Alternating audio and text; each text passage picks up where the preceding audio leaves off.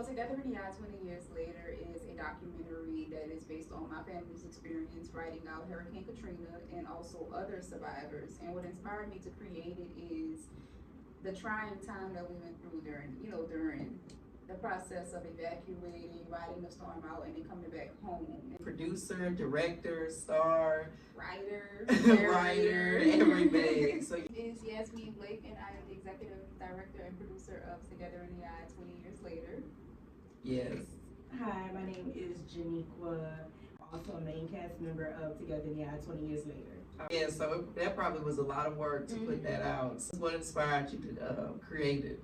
So many documentaries be produced over the years, but we don't have we don't have any stories out really besides Katrina Babies that tells the story from the perspective of a survivor.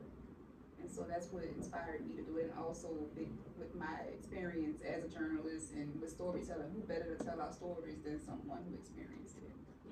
Yes.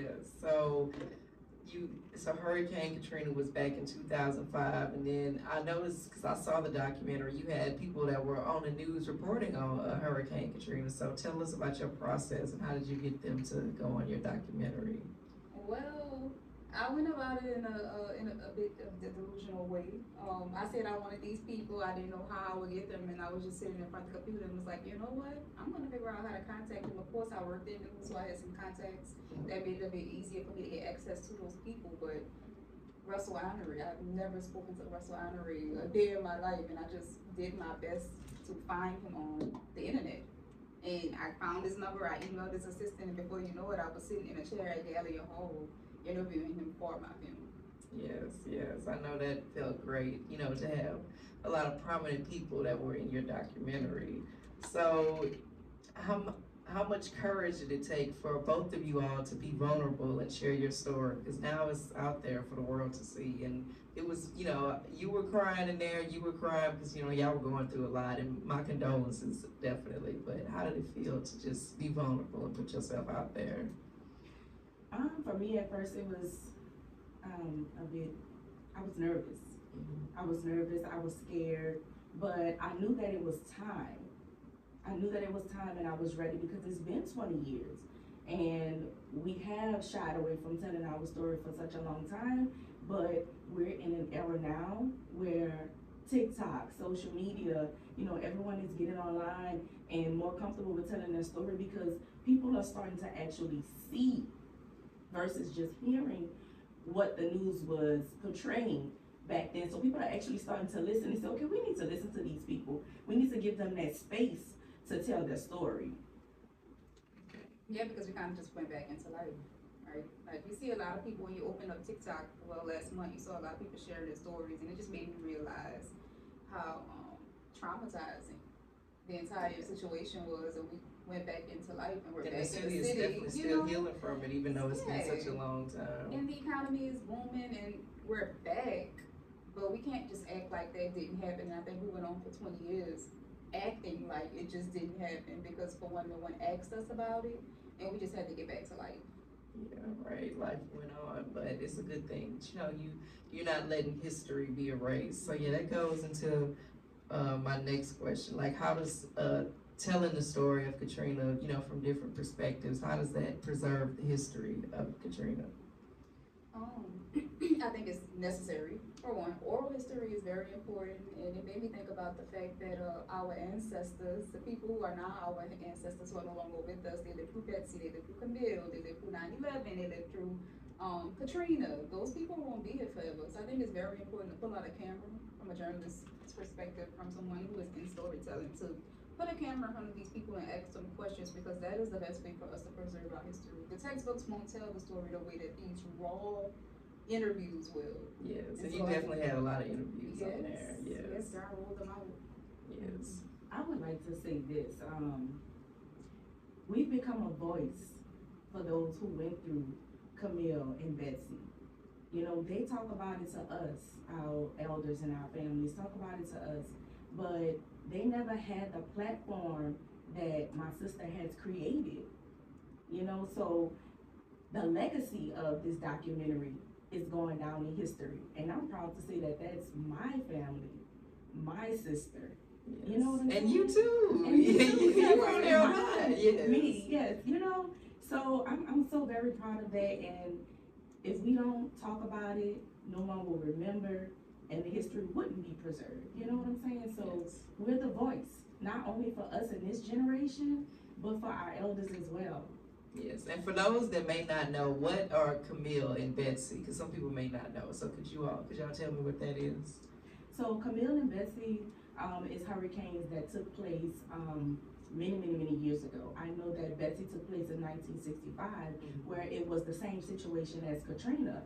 During Betsy, they decided to go ahead and flood out the lower ninth ward to save the CBD area and the more, expensive areas where other ethnicities live. Okay, all right. So it seems like Louisiana is always getting a storm. That is so wild. Yeah. Yes. So, what made you decide to bring the film to Houston? Because I know after Katrina, a lot of people they came to Houston, and there's a lot of business owners that came to Houston after Katrina that are now thriving. So, tell me what made you bring Together in the Eye to Houston? Houston is a very important city. Texas is a very important state in our Katrina story. Not just ours. My sister is here. She lives here now. But 20 years ago, a lot of people from New Orleans had to come to Houston. And even with Ida back in 2021, a lot of people came to Houston. They hit that road and they sat for 17 hours to get to Houston because it's the closest state. A lot of evacuees were bused to Houston, and a lot of people settled into the city of Houston. There's a big New Orleans population out here in Houston, Louisiana, period. So I wanted to touch our people. This is a very small project. It's independent, and they didn't get that much of a push in media. So I'm on tour, and I'm bringing it to cities where a lot of our people are, and Houston just so happens to be one. Yes. So like you said, you're on tour. So for those that weren't able to make it to the premiere, could you tell us how that went? The premiere went well. I think it went amazing. I met a lot of cool people out here. I've been able to network and tell the stories to people who didn't know much about the storm. And what's even more cool is that my little cousin her mom just moved out here last month, and she's in the 6th grade, and she learned so much from the documentary. We watched it with her last night. We were just asking her questions, and she's in the 6th grade, like I said. So she was born after the storm.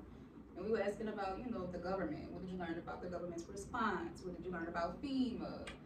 Disaster response in the whole, and she was just answering questions, and I said this is why it's important. It's not just for our generation to reflect, but for the future generations as well, to make sure that it never happens. It's a history lesson. Yeah.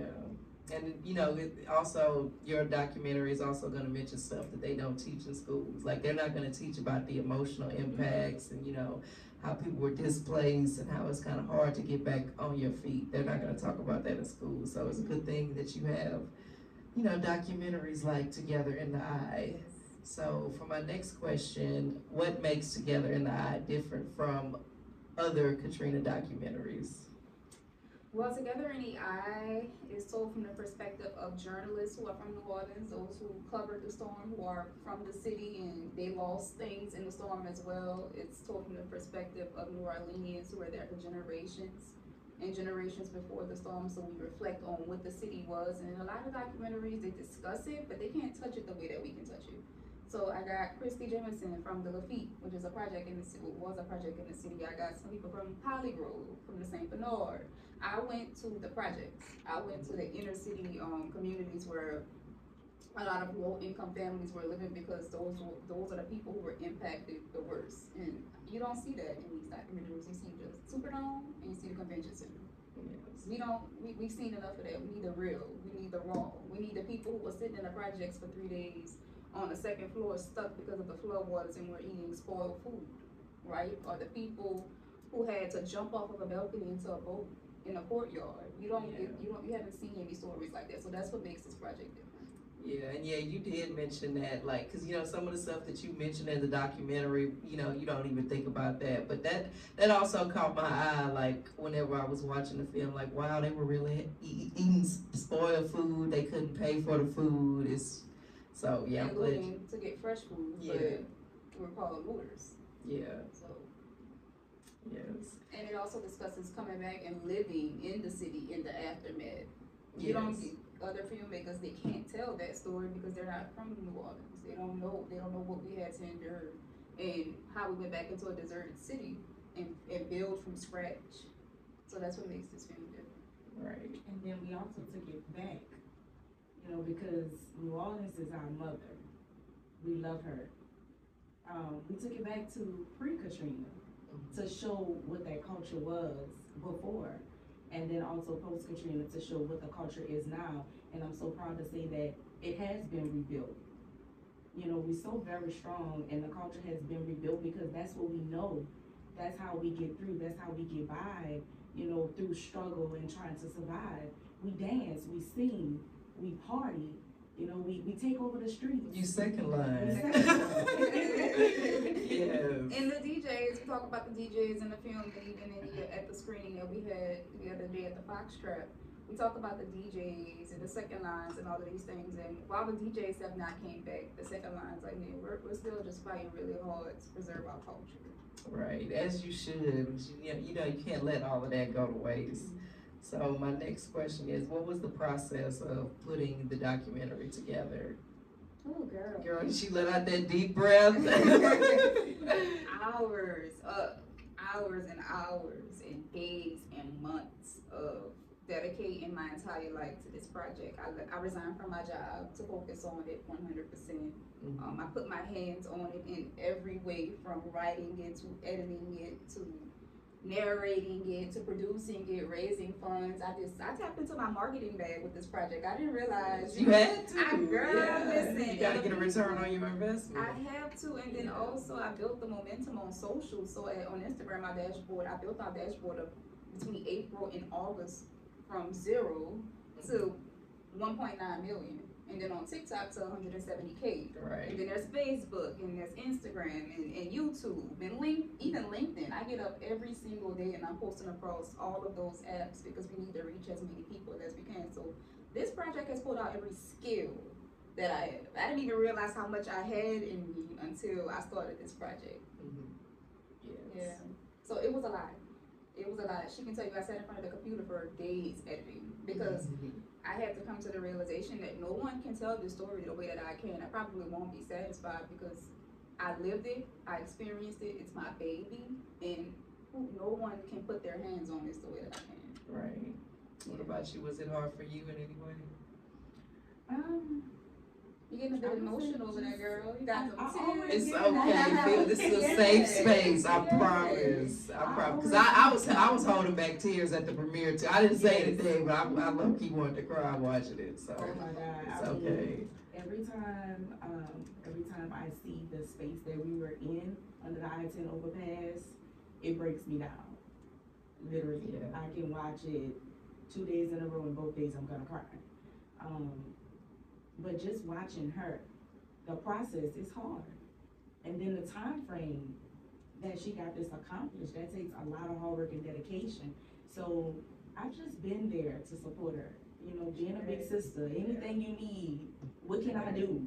I'm there. Hair and makeup. Whatever it is that I can do, clothes, fashion, whatever it is that I can do, I'm there to assist her. You need to go get Starbucks. The other day we were getting ready and I surprised her with some balloons. So yeah, I didn't meet my day because it's been all work, no days off, and I walked away from a lot of things, including parts of myself, just to get this project out. Like I stopped going to the gym, right? I stopped cooking for myself, and if you know me, I love the gym and I love to make myself a good meal and meal prep, but I had to put everything on a back burner to get this film to where I wanted it to be. So you've been locked in. I've been locked in, girl. As you should. But doesn't it feel good, like, when you were at the premiere, and I know you had a show at Texas Southern University, you went on Fox 26, and you really are on a media tour, so how does it feel to just see all your hard work come into fruition?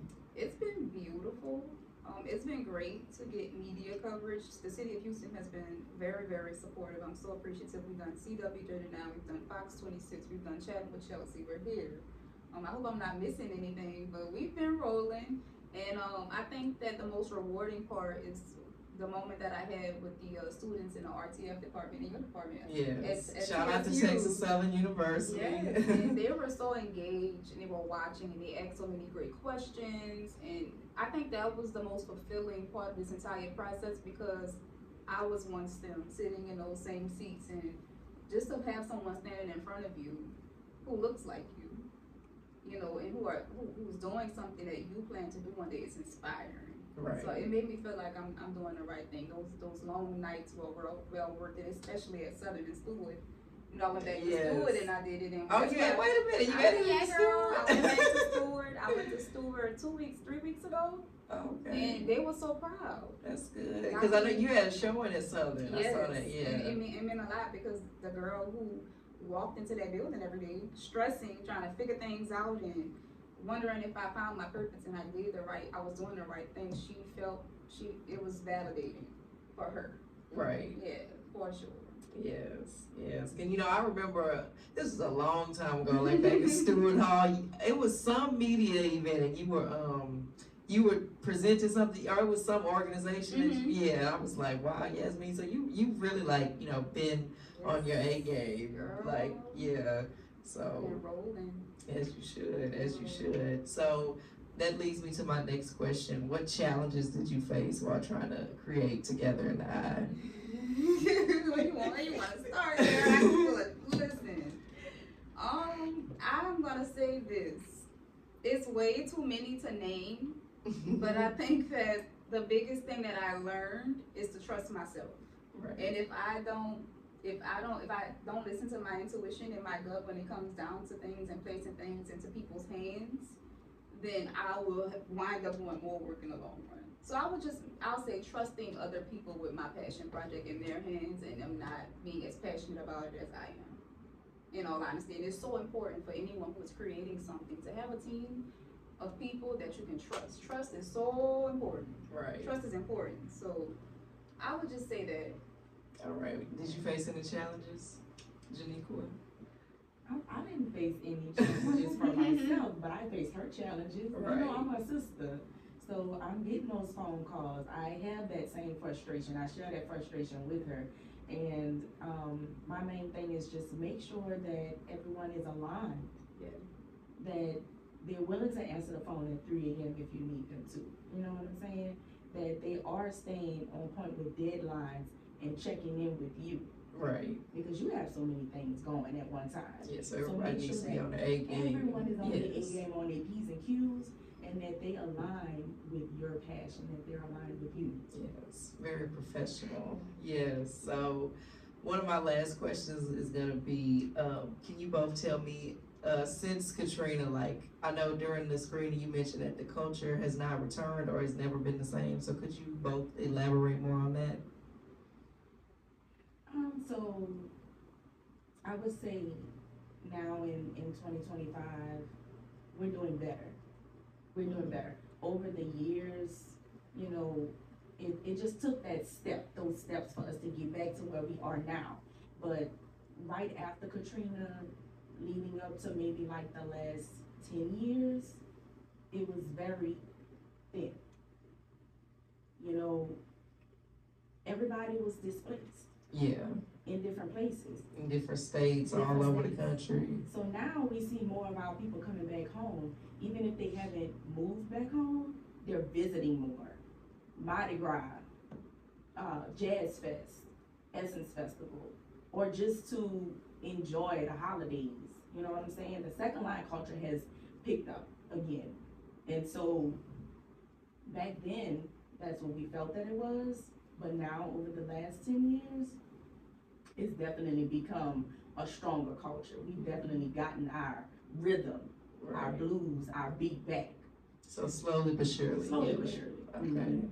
The culture is back, and I think that the kids from this generation, the kids who were born after the storm, they're out at the second lines, carrying on the tradition. They got that same rhythm, right, that they had 20 years ago. They have the same dance. They're putting on the same clothes that the clubs were wearing years ago. So it's still there. It's just we're fighting for it to be authentic and to hold on to it to keep other people from taking it from us. Like you'll see a lot of transplants in the city hosting second lines, and it's just like, girl, what are y'all doing? And it's not that we don't want to be inclusive. It's just it's ours. It's a piece. Right. It's ours. And they've already taken so much from us. That can we just have one little thing that we can hold on to that is not diluted. You know what I'm saying? We want people to come in and enjoy the city and love everything it is that we love about us. Why they come into the city, right? People, we love New Orleans. Without New Orleans, I hate to say it, but the city wouldn't be anything. The state wouldn't be anything. The state of Louisiana really wouldn't be much without the city. And I'm not being, you know what I'm saying? I'm not trying to, just, ruffle any ruffle feathers. any feathers. But without New Orleans, what would you have? And so there's a lot of gentrification in the city. They're taking a lot of things from us. But without us, what will you have? You can gentrify it from top to bottom, and then you're gonna forget why you even wanted to come in the first place. That's so true. That's so true. And we have people that want to come and be a part of the culture, but want to tweak it. Yeah. Don't tweak it. Mm-hmm. It's already great, and it's great because it's within our roots. It's coming from our hearts and our soul. Leave it the way that it is, and just enjoy it. Right. You can't just vibe. tweak something vibe. that you don't Vibe understand. twin. Just Vibe twin. Yeah. Yeah, So, like why are you complaining about a kid with a trumpet coming up the street at 3 o'clock? Like that's New Orleans. Why are you complaining about second lines in the neighborhoods? Yeah. Why are you complaining about party buses? You knew all of that before you came here. So what's the problem? Like you said, just vibe. Loud Vibe or and leave. upbeat. That's what it is. It's not a place to go and settle down and live in the woods. No. yeah. It's No. upbeat. And God It's forbid very upbeat. DJs came back. Oh, geez. Oh girl. Oh girl, they would be hot. I still have yet to go to a second line. I'm gonna go. She'll go to I will bring you to a second line. Yeah. You ready? Because I know they have, it's once a month, right? No, that's the Oh. whole During season. second line season is every Sunday. You make Oh, this one okay. on a Saturday. And let me tell you, in the 7th Ward, that's where I'm from. That's where we're from. Yeah. I can go to a second line by myself and I'm gonna run into about 10 of my cousins. Yes. Okay. When is My second dad. line season? For those that may be listening, Yeah. they might want to attend. So, tell us when is second line season. So, But before you say, I want to say this because you don't only have to go to New Orleans for Mardi Gras in essence. So Yeah. this is a chance to tell them about second line season. yeah, so the season, I believe that it starts up right after Mardi Gras. And then it continues all the way to Bayou Classic. It slows down. Oh, that's the whole year. Yeah, it's like almost Just summer about long. all. Yeah. Almost summer long. And then it picks back Right. You know that it does not sleep. Yeah. There's always something. up. Yes. That is yes. very true. It picks back up in November, and then it's like every Sunday, just about every Sunday. I believe December it slows down. Okay. Mhm. All right. Which second line would you bring Lila to? I've been there, but when I tell you, when I was in Southern, I used to go to New Orleans all the time. I just so happen to have not been to a second line, but what's it giving? What's it giving? I would have to say the sidewalk steppers. And I was gonna say 9 times. That was my next one. Okay, I'm gonna have to do my research on that. The sidewalk steppers. Yes. Okay. Yes. Send me that. 9 times. Mhm. Okay. There's a couple more, but those are the 2 that really stuck out. Okay, I may have to make an appearance. Girl, come on. Yeah. I won't bring it. She'll bring it. I'm not the second line girl. I'm sorry. That's not my thing. I will bring you. Okay. So you made your stop in Houston. So tell us where is Together and I going next? Well, we are headed to Atlanta. Hot Atlanta. It is screening at an art exhibition. Girl, it's tongue tie me. What's the name of it? Before Heartbreak? So it's screening at the Before Heartbreak art exhibition on this Friday coming up, which is September the 26th, I believe. Okay. And then it'll be showing again on October the 4th, and there'll be Q&As following the screening, both the screenings. And I'm just gonna be outside pushing it around. Like, I have mixtape that just hit the streets, so catch me in Atlanta. And I'm just hoping that more people reach out. They see us on social, Oh, they yeah, see they us on will. the news, and they get us to come. I really would like to hit the universities in the elementary, middle, and high school, so I can get to those students. Right, as you should. So, for those that may be wondering, how can we watch Together in the Eye? That's what the So, people want to know. you can stream it at home. You can visit our website at www.togetherinthei.com, and you can follow us on Instagram at Together in the Eye Film. Make sure that you watch the film, leave us a review, and just stay up to date with us. It's a community on Instagram. And then you do hair, so let's hear about that. Yes. I am a self-taught hairstylist. I've been doing hair for over 20 years. Okay. Yes, We gonna talk off camera in a yes, minute. Yasmeen was my first mannequin. Mhm. How many ponytails I put in your hair? 13. 13 one day. In one So day. she made me sit down, and I guess she was just bored. And she Oh, was like I'm about to 13. do your hair. Oh She my put 13 gosh. ponytails in it. Yes. 13 ponytails. Yasmeen, I would take her hair and put it in a ponytail, use a spray bottle with some water in it and a pencil and do some pencil curls. Come on, Like, Chun Li. After school, it was a bonding moment for us, but she was like, come on, Geneva, 13 ponytails. Oh, girl, I was That's a miserable. lot. Yes. So, I do braids, I make wigs, I do dreads, and all of these things I taught myself. I taught myself how to make wigs in 2020 during COVID, sew-ins. And I'm also getting ready to take a couple classes so that I can start doing the micro needs, the K-tips and the I-tips. So I will be rebranding soon. And my business is Code Red Extensions. It's spelled just like that. The regular Code Red Extensions. Red Extensions on Okay. Instagram All and right. TikTok. All right. And Yasmeen, so what did you do before this? Because you did mention that you quit your job. I was a multimedia coordinator for the city of New Orleans, and I also was a visual journalist in TV news back home. So I worked up all of these skills and took it. Yeah, so you definitely have the perfect experience and expertise to put out Yes. something like that. I just wanted to highlight that. Thank you. So do you see yourself like going back to work, or you just focus on the film full time? I am praying that I am blessed with the opportunity to produce more projects like this. I have a lot of projects sitting in my mental hard drive, a lot of documentaries, investigative pieces. So I'm hoping that the Lord just blesses me with the platform and the resources to make those visions come to life. Yes, I hope to see it too, because Together in the Eye was really good. I Thank you. enjoyed You myself. enjoyed? Yes, All I right. enjoyed myself. I It was really liked nice. it. It was good. I trust Will. Thank you. But I just want to say thank you both so much for coming on my show and, taking the time. It really means a lot. And, I'm wishing the best of luck to the film, because definitely need awareness, because, you both got to tell stuff that you won't really hear in the media. And I feel like that's what people need to know. So, Yeah. but yes, anything else you want to say? Just follow us on Instagram and make sure that you watch the film. You can find it again at www.togetherinthei.com, and we are still accepting sponsorship for the tour. I want to say something that is related to the documentary as well. During the process, a lot of people have said, "Oh, we don't want to talk about it. Why are you still talking about it? It's been 20 years." And so, to answer that question for anyone that's wondering why we're still talking about it 20 years later, people died. Right. People lost their homes. They lost family members. And then people, they won't know unless they experience it. People don't feel sympathy until they're in that situation, unfortunately. So, Elders that were unable to evacuate and get out of their homes drowned. People lost everything and were displaced and had to start over, and everyone didn't have counseling, right. no therapy. So why do we still talk about it?